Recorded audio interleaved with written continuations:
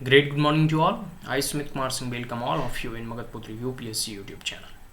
My dear friends, today in this video, we are going to analyze recent important news related to Kairen offers and retrospective tax.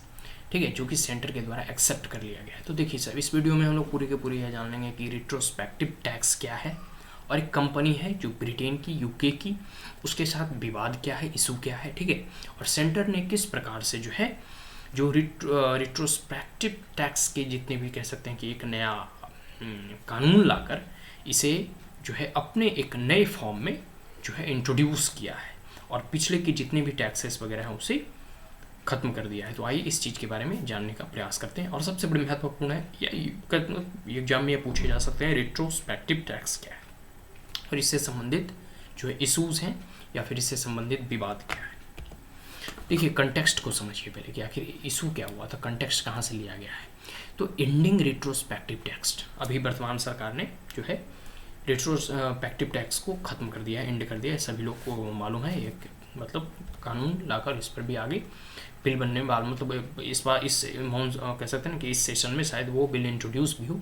आगे हम लोग पढ़ेंगे उसके बारे में जब कभी इंट्रोड्यूस होगा। तो यहाँ है ending retrospective tax dispute with फिम मतलब कोई भी जो है व्यापारिक संगठन या कह सकते हैं कि समूह, तो कोई भी ऐसा मतलब एक फिल्म थी जिसे इंडिया का लार्जेस्ट ऑयल फील्ड जो है कह सकते हैं कि इंडिया को दिया, और उस कंपनी का नाम है कायरन एनर्जी पीएलसी। ठीक है, तो ये कायरन एनर्जी पीएलसी या फिर कायरन सिंपल समझे कि इसके साथ क्या इशू था रिट्रोस्पेक्टिव टैक्स के बारे में। Undertaking which would allow for the refund of the taxes, किस प्रकार से जितने भी कायरन एनर्जी पीएलसी का टैक्स जो लिया गया था अब उसे जो है भारत सरकार वापस करने के लिए राजी हो गई है, अलाउ कर रही है।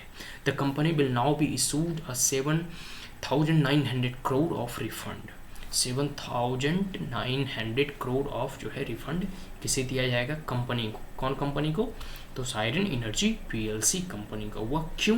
क्योंकि रिट्रोस्पेक्टिव टैक्स रद्द कर दिया गया है, खत्म कर दिया गया है।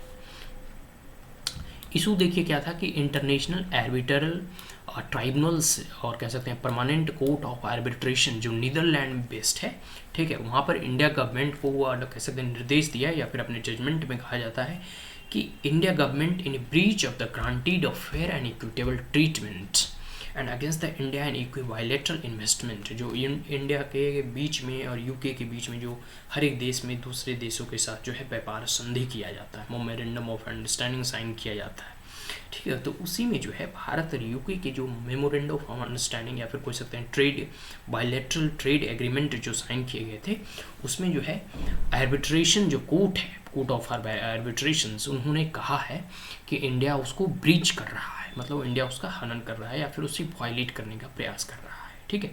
और जिसकी वजह से जो है ब्रिटिश एनर्जी कंपनी को 1.2 बिलियंस का लॉस हुआ है और वह उसे कंपनसेशन के रूप में मिलना चाहिए। तो ये permanent court of arbitrations which is based in Netherland का ये जजमेंट आया है। देखिए कायरन जो है चैलेंज किया था पहले इंडिया लेवल पे, उन्होंने बम्बई हाई कोर्ट में, फिर सुप्रीम कोर्ट में जो है इस चीज़ को चैलेंज किया था। उसके बाद जो है वह इंटरनेशनल आर्बिट्रेशंस कोर्ट में भी इस चीज़ को चैलेंज किया। तो कायरन जो है चैलेंज किया था Indian government seeking tax over an internal business recognisation using the 2012 retrospective tax law. देखिए रिट्रोस्पेक्टिव टैक्स लॉ के आधार पर और इस कानून के आधार पर जो कायरन कंपनी का इंटरनल बिजनेस हुआ था उस पर जो है इंडियन सरकार ने, भारत की सरकार ने या फिर कर सकते हैं भारत के रेवेन्यू डिपार्टमेंट ने उस पर टैक्स बोला कि आपको इतना टैक्स जमा करना होगा, ठीक है। अब है कि under the UK and India bilateral investment treaty जो है पूरे के पूरे जो है इस मैटर जो है फिर फर्दर उठाया गया है, जिसमें क्या है कि 2014 में इंडिया टैक्स डिपार्टमेंट जो है डिमांड किया था ₹10,247 करोड़ इन टैक्स, इतना टैक्स के रूप में जो है कायरन एनर्जी पीएलसी से डिमांड किया गया था, एक कह सकते हैं एनर्जी कंपनी से। तो इन 2015 जो है Cairn energy PLC commenced international arbitration proceedings against the Indian government, और जो कायरन एनर्जी पीएलसी है फिर ये आर्बिट्रेशंस प्रोसीडिंग जो है भारत सरकार के खिलाफ जो है प्रारंभ करती है, जो कि नीदरलैंड परमानेंट आर्बिट्रेशंस कोर्ट में जो है गया और उसी का जजमेंट आता है, तो जिसमें कि फिर अभी वर्तमान सरकार ने जो है रिट्रोस्पेक्टिव टैक्स को ख़त्म करके 2012 के बाद से जो है 2012 से पहले जितना भी इशू था उसे रिजॉल्व कर दिया। आगे India government recent amendment taxation law, देखिए रिसेंट में जो भारत सरकार जो है वो टैक्सेशन लॉ को अमेंड करती है और nullify the tax assessment originally levied against the Cairns in January 2016। ठीक है, 2016 में जो कायरन कंपनी के खिलाफ जितनी भी टैक्स के रूप में जो है असेसमेंट किया गया था, मूल्यांकन किया गया था, उसे वो रद्द कर देती है अब सरकार, उसे नलिफाई कर देती है टैक्सेशन लॉ। ठीक है, ये क्लियर हो गया, मैं तो ये पहले ही बता चुका हूँ। अब जो है उसे कहती है कि आप 7,900 करोड़ को अब आपको रिफंड दिया जाएगा, मतलब आपको वापस कर दिया जाएगा जो आपसे कलेक्ट कर लिया गया है पिछले लॉ के अकॉर्डिंग। ठीक है, तो पहले हम जान लेते हैं इसके बाद कि रिट्रोस्पेक्टिव टैक्सेशन क्या है।